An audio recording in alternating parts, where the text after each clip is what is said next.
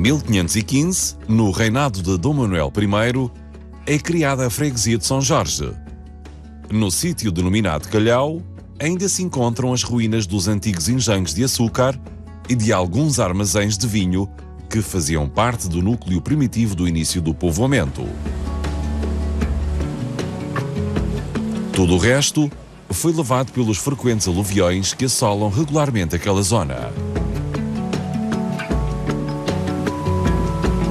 Foi aqui na Ribeira de São Jorge que os primeiros habitantes vão se estabelecer. Esta ribeira, devido ao vale, era mais de fácil penetração. E então é aqui, nesta zona, que vão fundar a primeira freguesia. Aqui vão fundar uma capela por volta do ano de 1475, mas esta capela não chegou aos nossos dias. Poucos anos depois, devido aos aluviões, porque estava muito perto da ribeira, e também há muitos deslizamentos de terra, a capela acaba por cair em ruínas e é feita uma nova igreja na parte mais alta da freguesia, no sítio da Achadinha.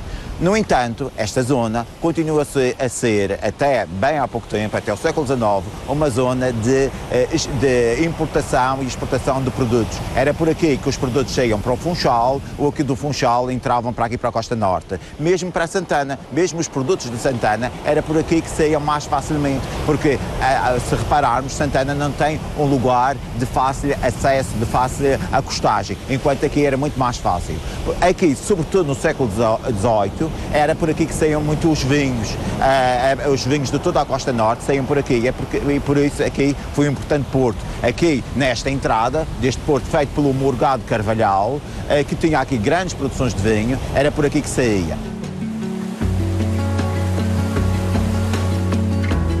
Outro património de relevo, algum dele classificado, faz parte dos motivos de interesse numa visita à freguesia. A Capela de São Pedro foi construída no século XVII. É de estilo maneirista, popular, com o seu arco de volta perfeita, mas no seu interior podemos encontrar um retábulo policromado, rococó, da fase final do Barroco.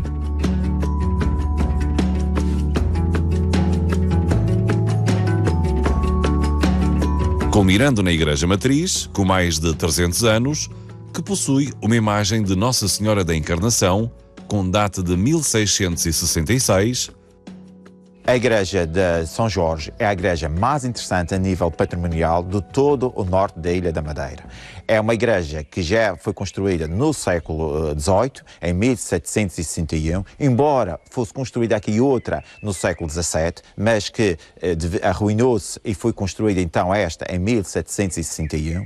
É uma igreja de estilo maneirista, tardo-maneirista, mas o seu interior é muito rico a nível do barroco, sobretudo a nível dos retábulos magníficos, dos mais magníficos que se pode encontrar em toda a Ilha da Madeira, retábulos de estilo joaninho, retábulos dourados, e sobretudo na Capela Mor. A Capela Mor é uma profusão de ouro, aí onde também se pode ver o teto em trompe-l'œil, isto é, com uma arquitetura falsa, e tudo aquilo dentro bem do gosto, da emoção e da sensação como o barroco gostava.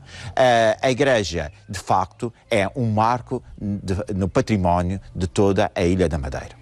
Dentro da arquitetura civil e erudita, destacamos em São Jorge duas quintas. A Quinta da Fajã Alta, um solar do século XVIII, mandado construir pelo capitão Joaquim Correia.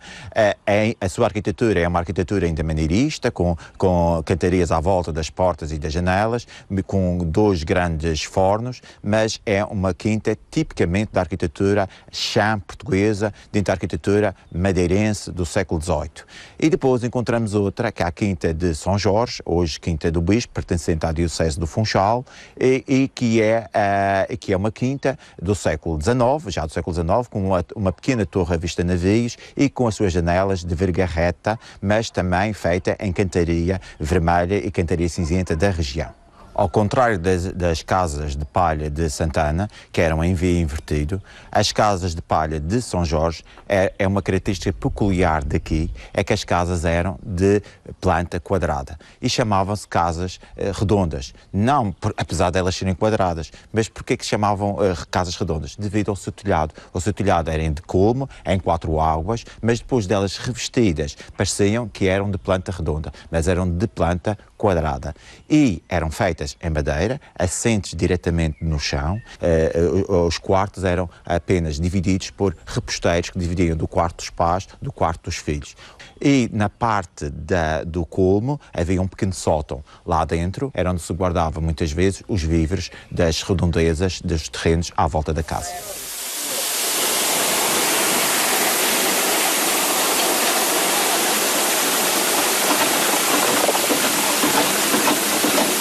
Quando a descoberta da ilha, aproveitou-se muito a água que a ilha tinha em abundância para se fazer serras de água. Isto é, aproveitava-se a madeira que a ilha tinha muito para usar nos engenhos, na produção de cana-de-açúcar. E não só, a madeira também era utilizada para a construção das igrejas, das capelas, a sé, por exemplo, feita com tilo, o teto da sé feito com tilo, e também para a construção naval. E uma forma de melhor cortar essas árvores era com serras de água, cortar as madeiras.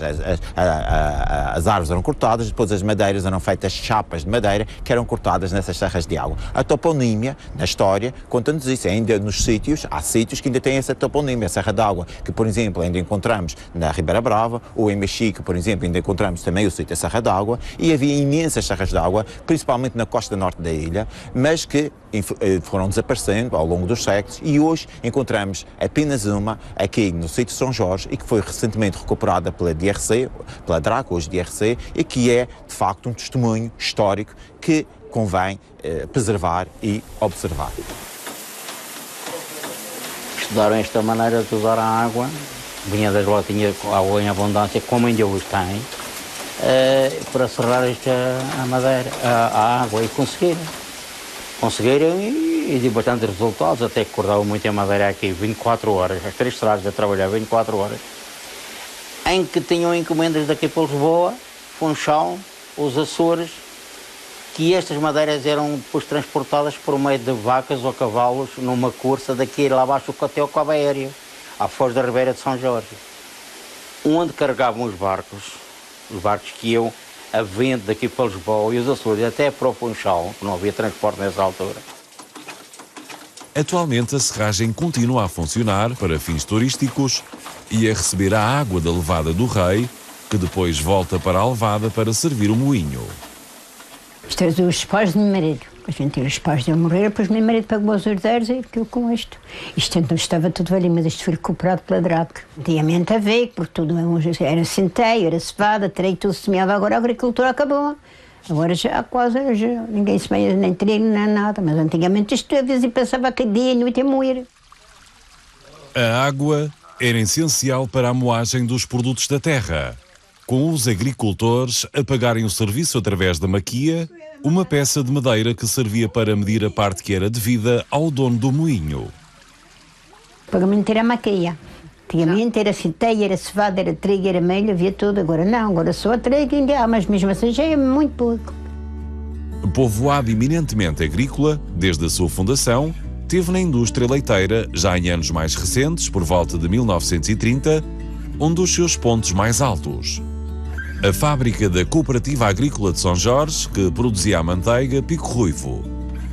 E eles vendiam latinhas e latas, havia uma coisa de bronze, que aquele fazia assim um encosto grande. E eles, quando era para embarque, tinha ser de latas de alumínio, e tinha o nome por fora, tudo escrito e tudo. E ela tinha de quilo, meio quilo, conforme. E foi embarque, mas eu então não sei para onde era. E eles tinham uma coisa que já lacrava a lata, na cozinhão. E ele meteu naquele encaixo e já lacrava. E tinha a manteiga de quarto quilo, que era vendida para o Funchal, para a grande mercearias, que era em caixinhas de 30 quilos, tudo em pacotes de quarto quilo, 250 gramas.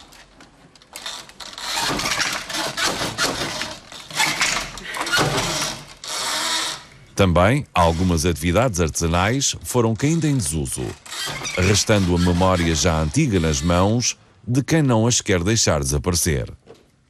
A minha avó já tinha tiaras, a minha avó tecia as minhas teias.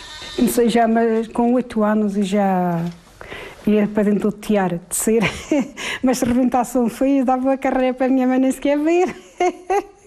Tinha-se mexido no tiar.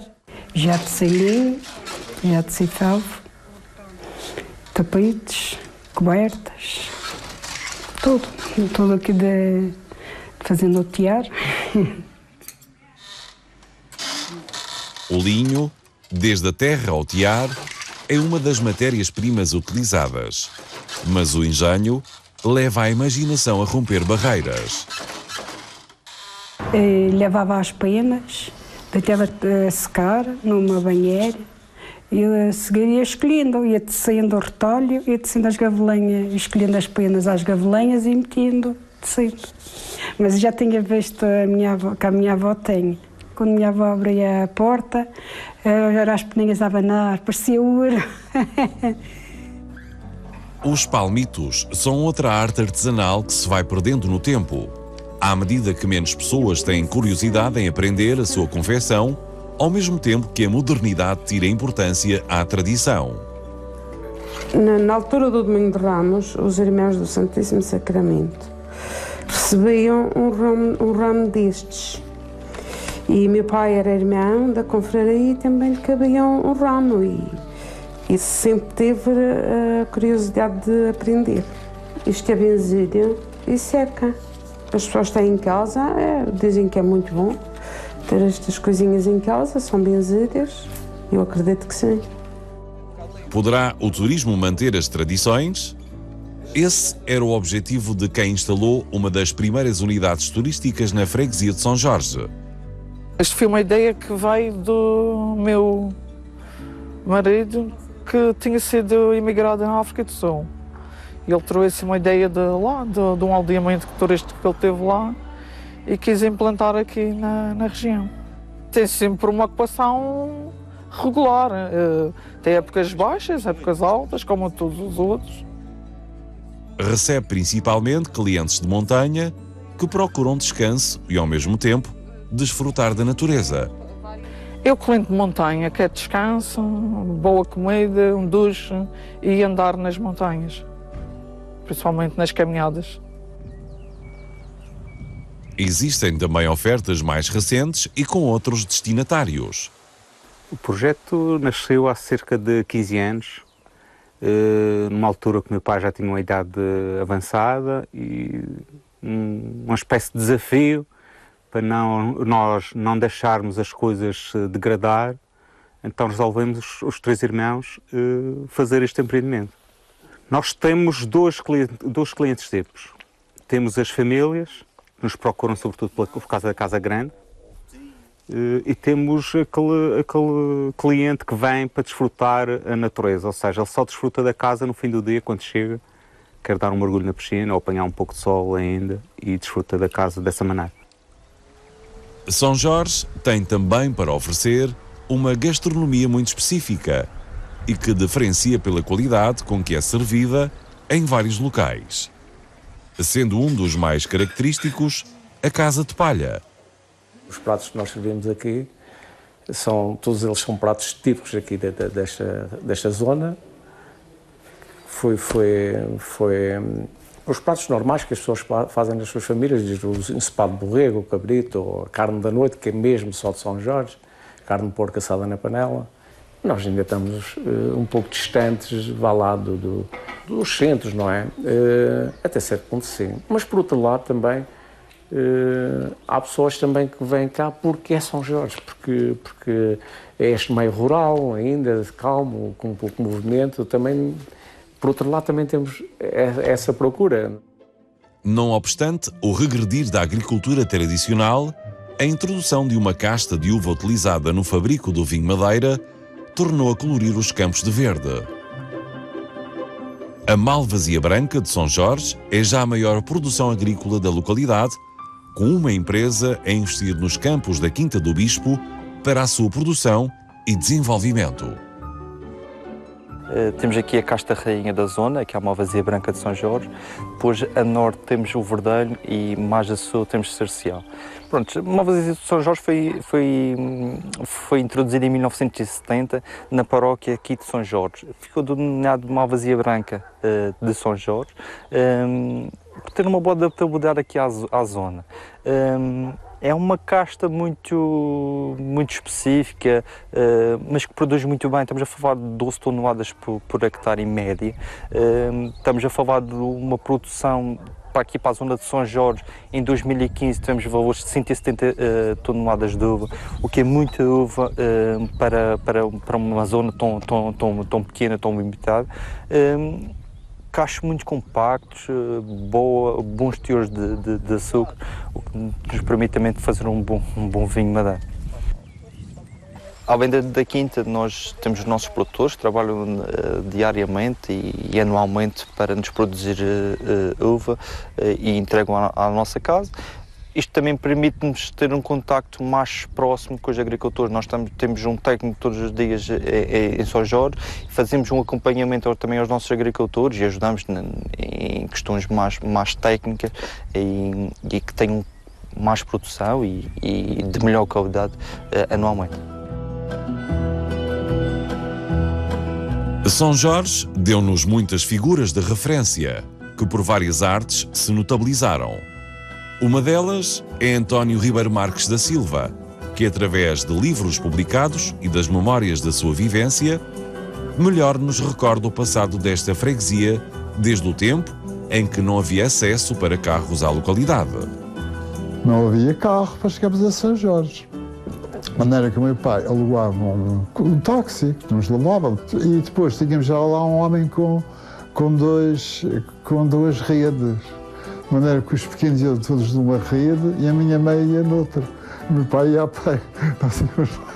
Depois chegava lá, era Faial, tínhamos que subir até Santana, depois descer de Santana, como sabe, era aquelas voltas do Calhau, não havia outra estrada, depois subir as voltas até cá acima e pronto. Então a tia Marilina tinha sempre um jantar à nossa espera, que era galinha, canja e carne de galinha, não sei o quê. Depois nós descansávamos, começávamos assim as férias. Grandes diferenças se deram em pouco mais de meio século, com o chamado desenvolvimento a ser menos benéfico para a freguesia do que aquilo que se esperaria. Tinha menos casas e muito mais gente. A demografia foi um desastre para São Jorge. Em 2009, São Jorge já estava calculado, isto é números oficiais, 1.600 pessoas. E repare, num pequeno livro que eu fiz sobre São Jorge, no século XIX, a população de São Jorge aproximava-se dos 3.000 habitantes. Às vezes excedia os 3.000. Nessa altura, contando ainda o Arco de São Jorge, mas era mais pequeno. O Arco de São Jorge e a ilha também, pertencendo à coisa. Era quase 3.000, quer dizer, houve uma perda tremenda. E há dias, li no jornal, e não quero mentir, mas parece-me que o jornal falava no aspecto demográfico, 500 ou 600 pessoas. É uma desgraça. A vida cultural, principalmente na área musical, foi bastante dinamizada pela chegada do novo professor. O meu pai foi professor lá. E eu acho que o meu pai era um pedagogo excepcional. O meu pai era um homem que gostava muito de música. E havia agrupamentos musicais interessantes. Na passagem do século XIX ao século XX, há orquestras que se chamavam requestras em São Jorge. Quer dizer, havia um interesse pela música muito grande. Nos registros históricos, foi revelada a importância de São Jorge na zona norte da ilha. Numa altura, São Jorge era uma das freguesias dominantes do norte da ilha. A primeira era, sem dúvida nenhuma, São Vicente, porque era a mais rica, que tinha mais população. Sob o ponto de vista demográfico, São Vicente manteve-se sempre à frente. E logo a seguir, São Jorge. Essa importância ter-se-á devido também a outra figura de relevo, como foi o Padre Branco, que teve grande influência cultural e não só. No primeiro quartel do século XIX, chega à freguesia o padre João Manuel de Freitas Branco, que acaba por desempenhar um papel fundamental na educação de várias gerações. Dava aulas de aritmética, de gramática latina, de português às crianças de São Jorge. E há toda uma geração formada pelo padre Branco que, em finais do século XIX, dá origem a uma atividade cultural intensa na freguesia. Temos, por exemplo, o caso das récitas e das peças de teatro que vão ganhando força e que durante o século XX adquirem uma pujança extraordinária com o palco do salão paroquial e as suas matinés. Existem imensos registros fotográficos do salão completamente cheio de gente e há uma tradição popular de elaboração de peças. São Jorge teve também um chamado Homem dos Sete Ofícios, que foi, entre outras atividades, o inventor do bexigoncelo, instrumento musical que ainda é utilizado. É a invenção de Manuel Gonçalves, ou Manuel Poeira, como era conhecido, resolveu fazer um instrumento à sua medida, utilizando aquilo que lhe pareceu mais conveniente na altura. Uma caixa de ressonância foi substituída pela bexiga do porco. E depois todo o restante instrumento funciona quase como um violoncelo com uma única corda. Daí o nome bexigoncelo. E costumava animar as festas, os arraiais, os convívios populares ou familiares com esse instrumento, que ganha uma certa reputação. Outras tradições existem que há quem faça questão de manter, e uma das mais particulares, o toque de sinos de São Jorge.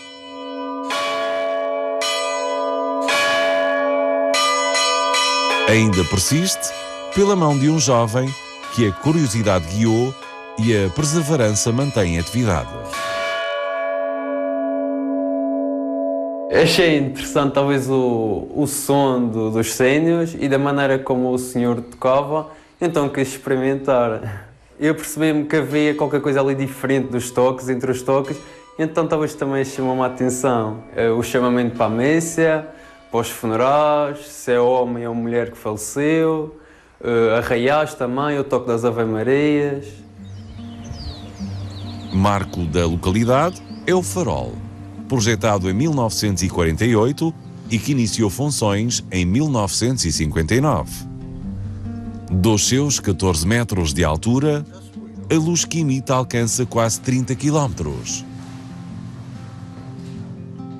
Entre as novas funcionalidades da freguesia e para além da moderna escola básica e secundária, não se pode deixar de destacar o complexo balnear do Calhau de São Jorge, situado na foz da Ribeira, com o mesmo nome, e que engloba uma pequena praia de calhau, com uma lagoa de água doce e ainda um conjunto de 3 piscinas e um restaurante. Outro motivo para uma visita a São Jorge é o ritual de descida da cruz, que se realiza todos os anos na Sexta-feira Santa e que é uma manifestação de religiosidade que perdura no tempo com características muito próprias. O ritual da apoteose do menino, que tem a ver com os elementos cênicos da Igreja Matriz.